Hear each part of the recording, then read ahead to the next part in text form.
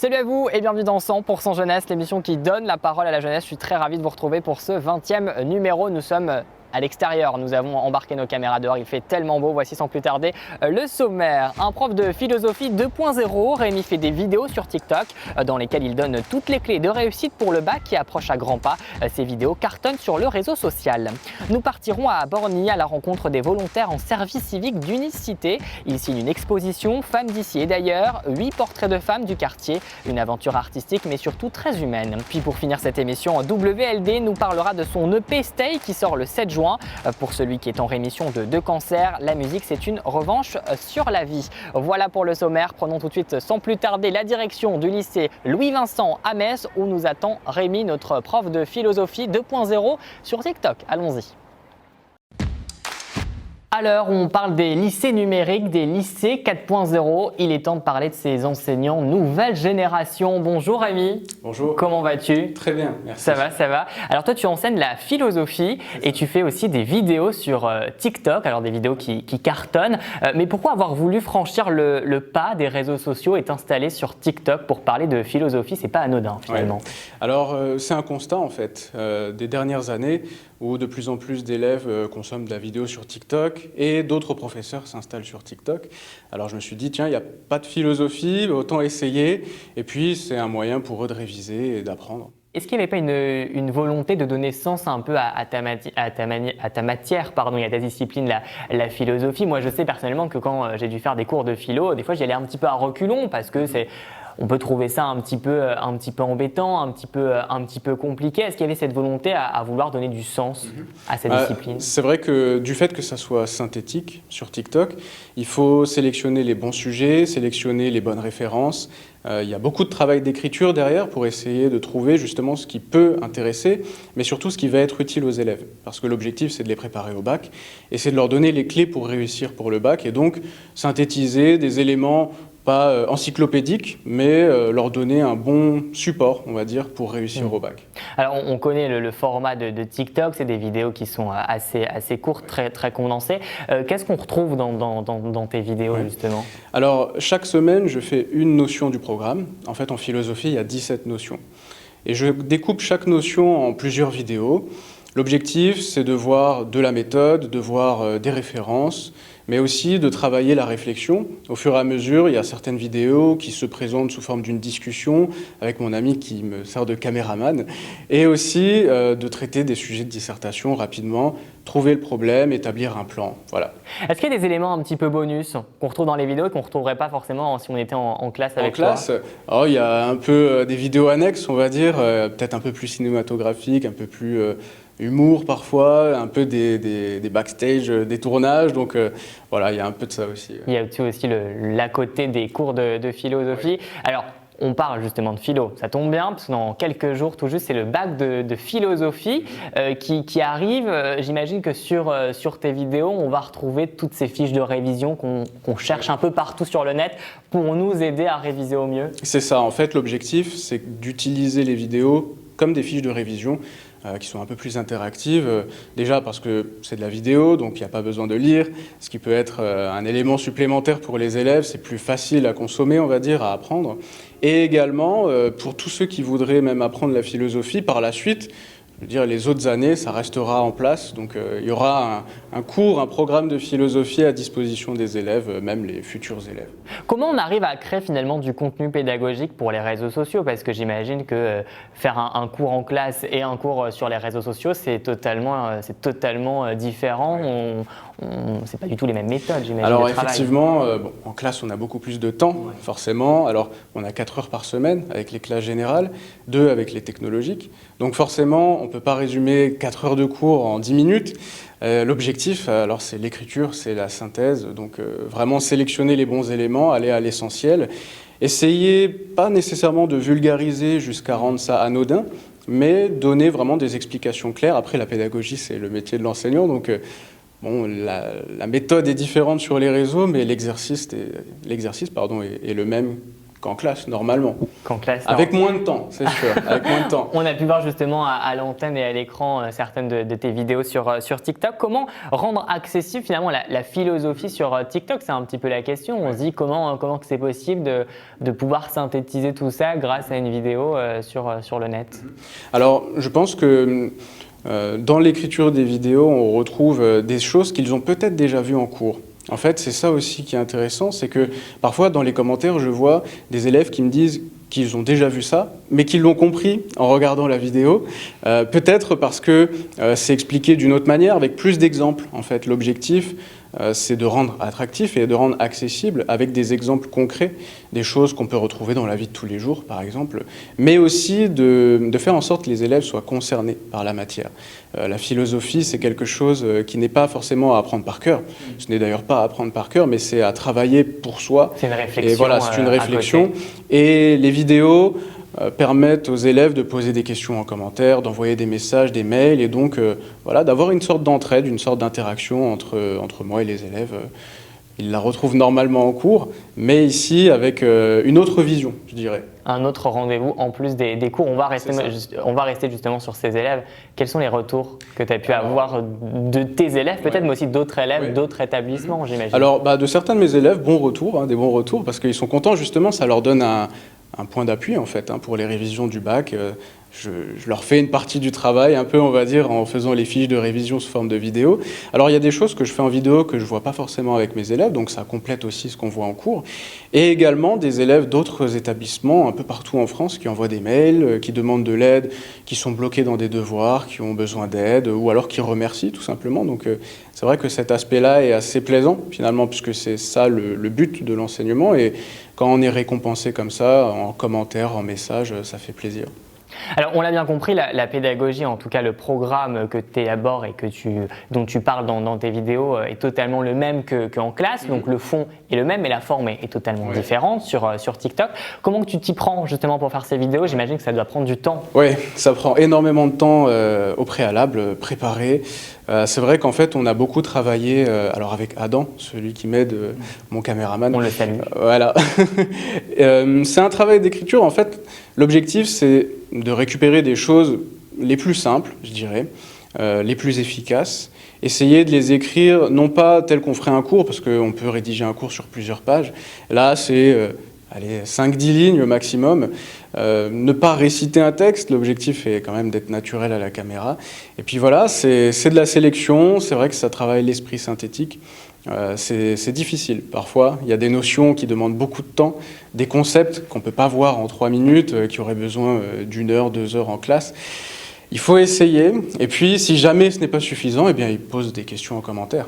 Et l'exercice de la caméra est maîtrisé avec cette interview, ça se voit. Une dernière question peut-être à lui, parce que le bac de philo, on en parlait, ça approche à grands pas. 2-3 conseils peut-être pour celles et ceux qui vont dans quelques jours plancher. Oui, alors quelques conseils pour la dissertation, bien travailler son introduction, bien analyser le sujet, trouver vraiment le paradoxe, le problème qui se trouve dans la question. Ne pas trop mettre de références. Une disserte, ce n'est pas un catalogue de philosophie. Mettre 10 auteurs, ça ne sert à rien. Il faut réfléchir et argumenter. Et puis pour l'explication de texte, eh bien, prendre le temps de lire le texte, l'expliquer dans l'ordre chronologique, et puis ne pas raconter un cours. L'objectif n'est pas de réciter, mais bien de réfléchir sur le sujet le jour même. Bon, voilà, plus donc aucune excuse de ne pas réussir son bac de philo. Avec tous ces conseils, on pourrait normalement avoir la moyenne, au moins 10, largement. Oui. Merci infiniment, Rémi, d'avoir accepté notre invitation et d'être venu ici au lycée Louis Vincent qui nous accueille pour cette interview. Et on peut te retrouver notamment sous le pseudo sur TikTok, l'Antique 399. Le pseudo s'affiche juste en bas de cet écran. À présent, nous, on va prendre la direction du quartier de Borny. On va rejoindre des jeunes qui, eux, ont souhaité valoriser un quartier qui n'a pas forcément toujours bonne réputation. Regardez. On est devant le projet Femmes d'ici et d'ailleurs une aventure artistique mais surtout très humaine. Vous allez pouvoir le constater. Alors qui de mieux pour nous en parler que ceux qui l'ont imaginé, créé, mais également vécu. Une partie de l'équipe est à mes côtés. Marie, Robina, Naïm et Kensia, bonjour. Bonjour. À vous quatre et merci de nous accueillir. Nous sommes dans les locaux d'Unis Cité. Vous êtes volontaire en service civique ici même. Et nous sommes à Borny, un quartier de Metz qui souffre néanmoins d'une image relativement négative, déclarée zone d'enseignement prioritaire, zone urbaine sensible. On y compte une très forte précarité, mais vous, pourtant, il s'y passe de belles histoires, de belles choses, et c'est ce que vous avez voulu montrer à travers justement ces portraits de femmes et cette exposition, Naïm. Exactement. Pour reprendre l'expression de ma collègue et amie Kensia, on a cherché à montrer finalement, à faire ressortir les trésors cachés de ce quartier et pas forcément encourager l'image négative qui est déjà faite, comme tu l'as cité. Marie, toi, tu as fait un petit peu le premier pas face à ces 8 femmes. Tu as un petit peu brisé la glace, si on peut dire. Comment que s'est passée un petit peu la sélection de ces femmes? Quels étaient un petit peu les critères? Eh bien, il n'y avait pas de critères particuliers. En fait, on a contacté des structures dans Borny, dont la PEP Florest et la Maison du Fleu.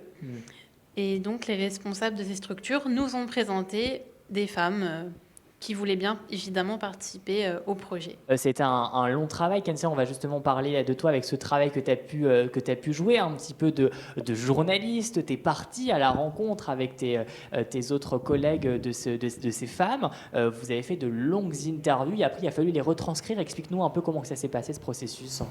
Simplement, c'était pas facile pour commencer. Compliqué, c'est ça? Oui, on est parti dans des associations, comme ma collègue vient de le dire. On était dans les PEP Est, on était là et à travers eux, on a pu rencontrer des femmes, on a pu parler avec des femmes et ils nous ont rencontré leur vie. Ils ont ouvert leur cœur pour nous et à travers cela, on faisait des enregistrements audio. Et en finissant avec les enregistrements audio, on revenait ici dans notre lieu de travail. On commençait encore à écouter ces audios et pour écrire, prendre des mots-clés. Des choses très importantes, la femme répète à tout moment et pour les valoriser à travers cela. Tous leurs points positifs, finalement, à ces femmes. Tu as aussi prêté ta voix pour la bande-son du film. On salue justement Iliane qui a réalisé ce film de 21 minutes dont on en voit certains extraits à l'écran, mais qui n'a pas pu être des nôtres aujourd'hui. Naïm, une petite question. Quelles sont les qualités de Robina ? Parce qu'elle aussi, elle a eu son portrait, elle fait partie de ces 8 femmes témoins. Je dirais qu'une des plus grandes réussites de Robina, à mon avis, quelque chose qui m'inspire énormément finalement, c'est le fait qu'elle ait affronté ses peurs. Comme on peut le voir dans le film, elle est arrivée en France, elle ne comprenait rien en français et elle dit « Je pleurais tous les jours car je ne comprenais rien ».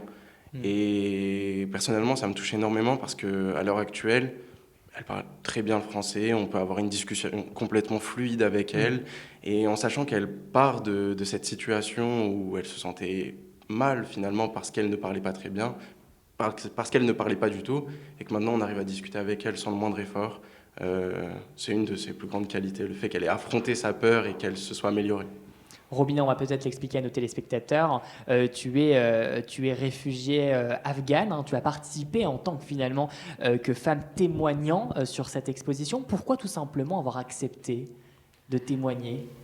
Parce que la première fois quand Mathieu m'a demandé pour que j'ai participé dans cette portée, je n'étais pas tout d'accord avec ça. Après, je pensais pourquoi je n'ai pas participé dans cette portrait. J'habite aussi à Borny et aussi j'ai aussi de équipe de unicité.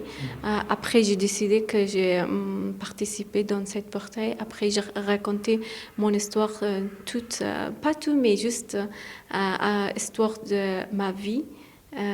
Mais c'était une expérience pour tous les gens qui ont écouté ou lu le portrait.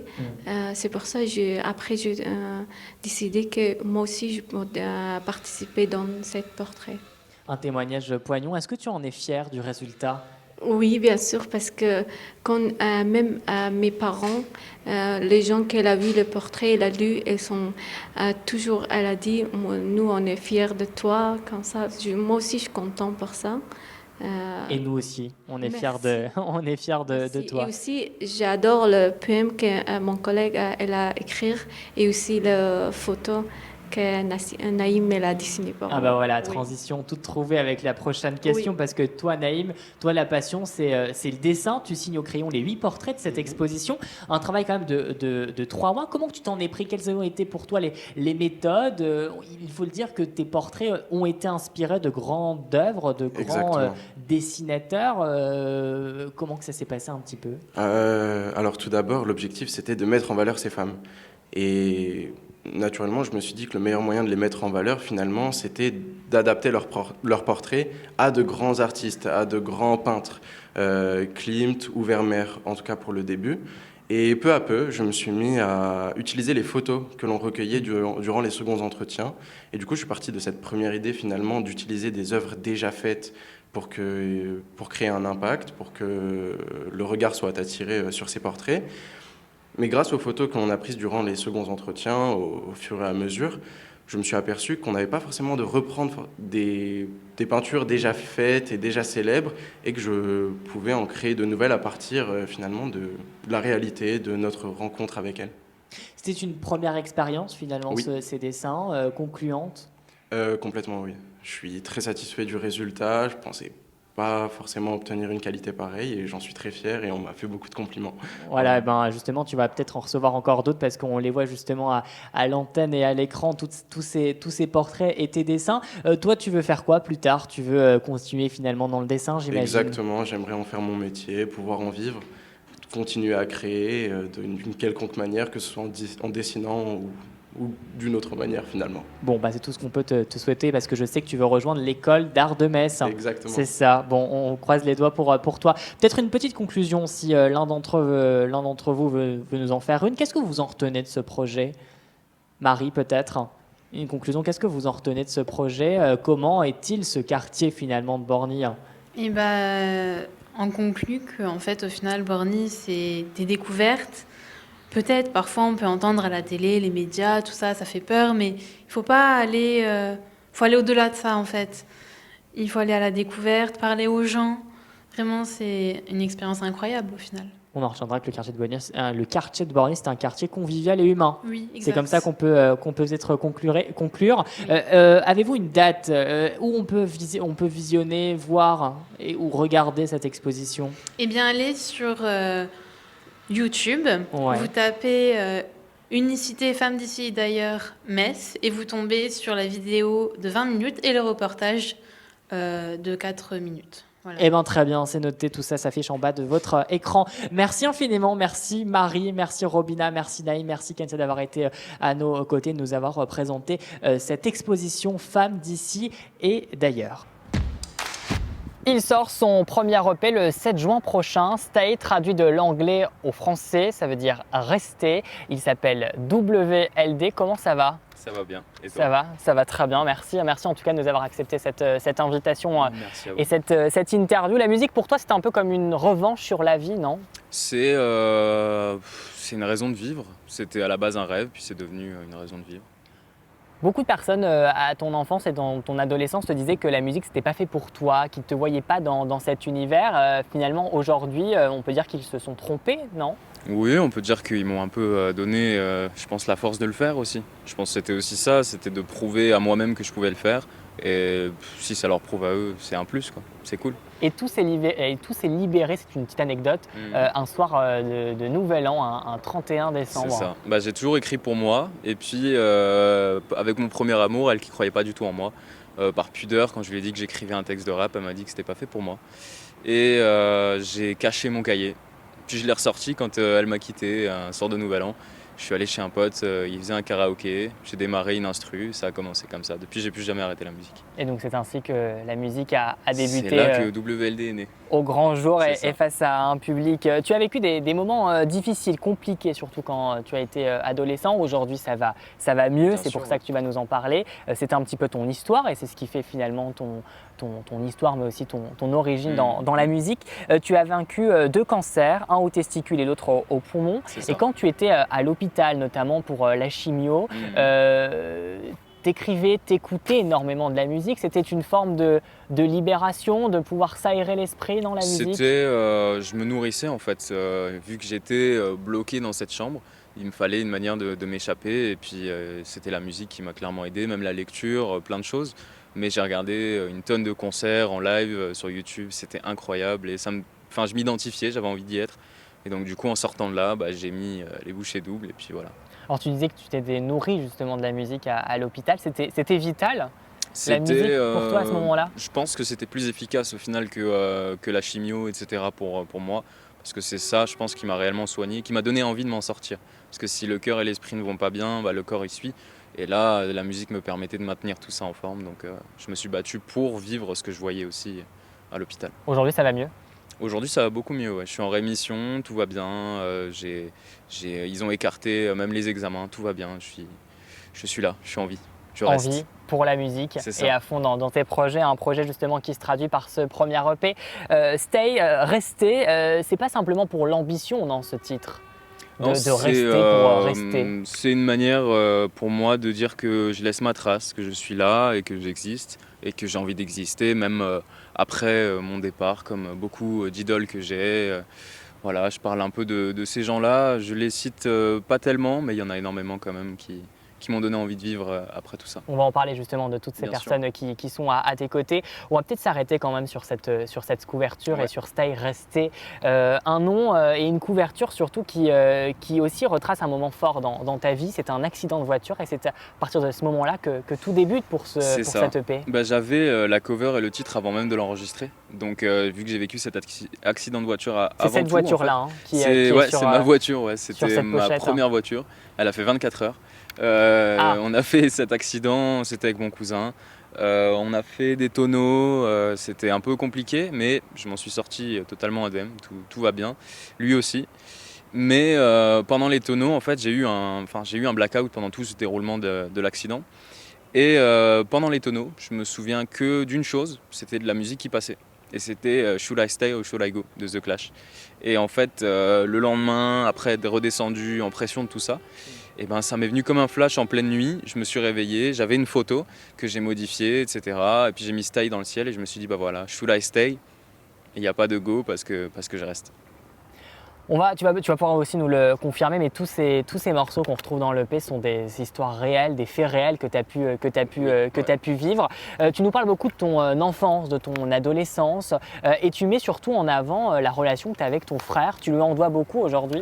Oui, beaucoup, parce qu'il a pris un rôle paternel à un moment où j'en avais besoin. C'est-à-dire que mon père, à ce moment-là, n'était pas à la maison.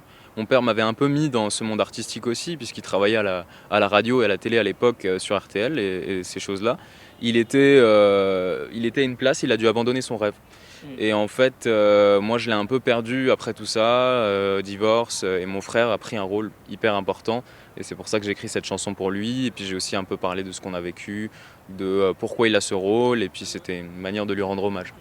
De lui rendre hommage, mais aussi de rendre hommage à toutes ces personnes qui t'ont accompagné depuis le départ, qui sont soutenues certes à l'hôpital, mais qui te soutiennent maintenant dans tes projets. Bien sûr, ouais, je parle même de choses vécues plus jeunes, ça m'a même surpris de les écrire, parce que je pensais que c'était plus dans mon esprit. Au final, si, je parle d'une camarade qui est décédée au CM2, des choses comme ça, des choses qu'on n'est pas censé vivre quand on est jeune, mais c'est des choses qui m'ont marqué et dans lesquelles forcément mon frère, quand je rentrais à la maison, avait un rôle primordial pour moi, puisqu'il m'aidait un peu à m'évader de tout ça.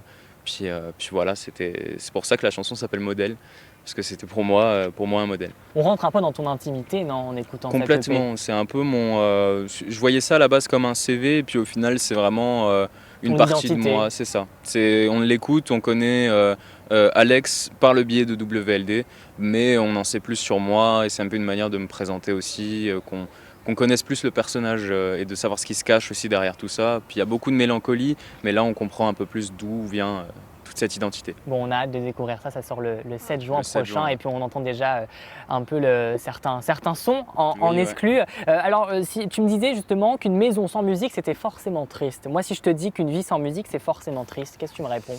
Que tu as entièrement raison, parce que pour moi, il faut... Tu ne peux pas faire sans la musique? Non, c'est comme un film par exemple. Regarder un film sans une mélodie, un orchestre ou une symphonie qui l'accompagne, c'est forcément plat, il n'y a pas de...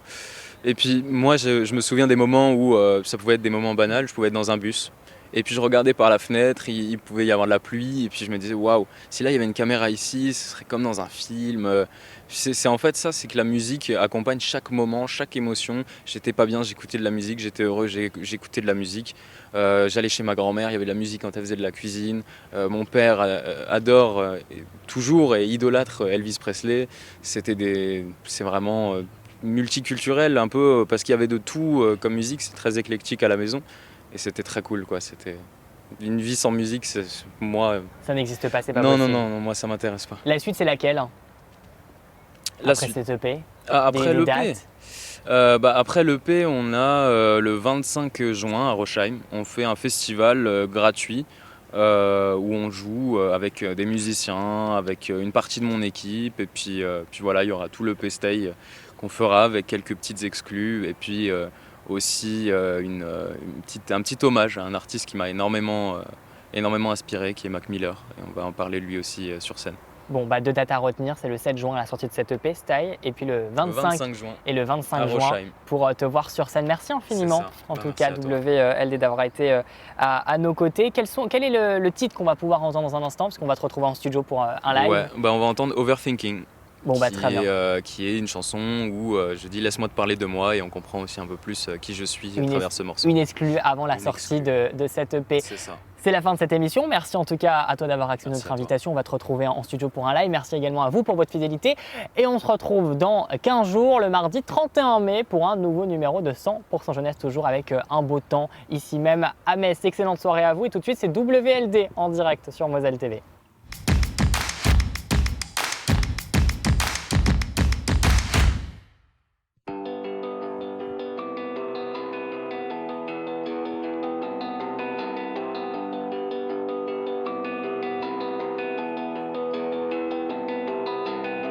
Toi qui m'écoutes, sache que mes larmes ne coulent pas. Si mon avion se crache, pour moi ça ne compte pas. Regarde les gens clash, s'enfermer à culpa. Je m'enferme dans le noir à double tour dans le couloir. Toi qui m'écoutes, sache que mes larmes ne coulent pas. Si mon avion se crache, pour moi ça ne compte pas. Regarde les gens clash, s'enfermer à culpa. Je m'enferme dans le noir à double tour dans le couloir. J'affirme que la mort est proche, mais sans le vouloir. Si je repense à mes proches, je fais les bons choix. Si je repense à mes torts, je leur fais croire. Mais si je remplis mes poches, c'est pour pouvoir vivre de mon art comme une rockstar. Raconter mon histoire après mon départ sera ma victoire. Mais si jamais je meurs, non ne pleure pas. Profite du bonheur dès que ton cœur parle. J'aimerais te faire honneur dès que mon cœur bat. Mais sache que je t'aime et que je m'en tape. Un jour on sera nous-mêmes loin de cette carte. Let me talk to you about myself, 'cause I'm overthinking. Let me talk to you about myself, 'cause I'm overthinking. Let me talk to you about myself, 'cause I'm overthinking. Let me talk to you about myself, 'cause I'm overthinking. Laisse-moi te parler de moi comme mes idoles l'ont fait. Mais j'ai plus d'idoles en tête. À force de porter ce poids, j'ai fini par en perdre. Mais j'ai fini par admettre qu'il n'y a que moi pour l'être. Mais si je m'aime plus qu'un autre, est-ce que c'est bizarre en vrai? Mais c'était ça ou me jeter par la fenêtre. On devrait fêter ça avant que je finisse par le faire. En fait l'enfer est déjà là. Je t'avoue que c'est pas la fin, mais j'ai déjà mal. Enfin, à quoi bon se faire la malle? J'ai visité des centaines d'endroits, je me suis jamais senti à ma place. Est-ce que tout ça est normal? C'est toujours le même schéma, mais tu me dis garde le moral. Laisse-moi regarder l'orage, laisse-moi incarner l'oracle. Laisse-moi un dernier hommage avant le dernier obstacle. Mais c'est toujours la même chose, pourquoi je dis les humains pour parler des autres? Pourquoi je vis, personne me tient la main, j'ai juste envie d'appuyer sur pause. Let me talk to you about myself, 'cause I'm overthinking. Let me talk to you about myself, 'cause I'm overthinking. Let me talk to you about myself, 'cause I'm overthinking. Let me talk to you about myself, 'cause I'm overthinking. Je voulais juste kiffer comme un gosse. Je me suis réfugié dans la drogue. J'ai délaissé ton alcool. Je voulais juste qu'on s'accorde, qu'on soit d'accord sur quelques accords. Dis-moi qu'est-ce que je t'apporte. Est-ce que je te borde, mais je veux pas faire en sorte que tu fermes ta porte d'abord. Je veux qu'on sabote le système. Est-ce que c'est moi ou bien c'est quelque chose qui te pèse? Je veux juste devenir le boss moi, surtout celui du cimetière.